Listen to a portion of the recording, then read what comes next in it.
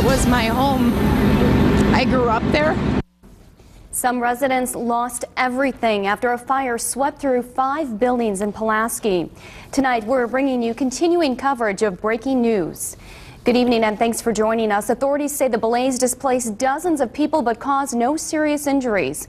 According to officials, the fire broke out last night around 11:30 in the downtown area. Fox 11's Bill Miston is on the scene now with the latest. Bill? Pulaski fire crews say that the fire was so difficult to fight they had to request aid from surrounding communities. Now, if you take a look behind me, the scene is getting back to somewhat normal compared to this morning. Electricity has been restored to a portion of the block. Right now, investigators are trying to figure out what started the fire late last night. Though no one was severely hurt, firefighters say it could have been a lot worse.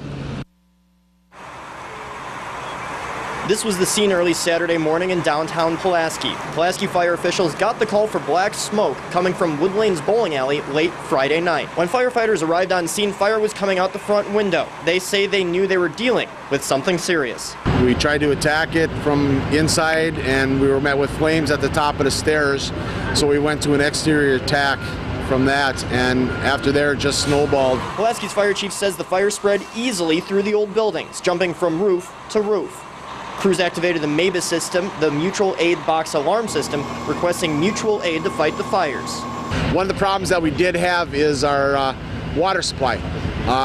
So that's why we had to have hauling, tenders with water into the area, simply because we just didn't have enough water. Firefighters battled the fire and cold, potentially icy conditions throughout the morning, and nearly 11 hours after it all started, fire officials said the blaze was finally out. This is a prime example of MABUS. More than 20 departments and 180 firefighters assisted with the fire. In all, 3 buildings, the bowling alley, an apartment building, and consignment store, are total losses. 2 others suffered smoke and water damage. As for the future of downtown Pulaski, Village President Reed Woodward says they will rebuild. Use whatever resources that are available to do whatever needs to be done to create a new downtown Pulaski.